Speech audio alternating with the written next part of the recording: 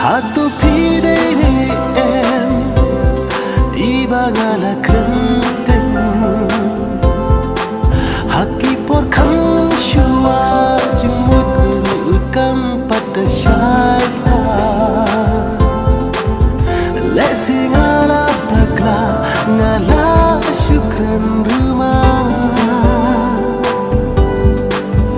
tang bajing ik pate ikum badang sakum mensyua ngarang kena keng ia pi ngamla syuban klet ia pi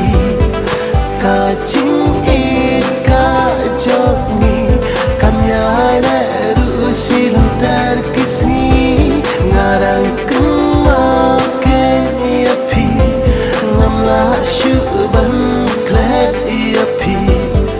kajing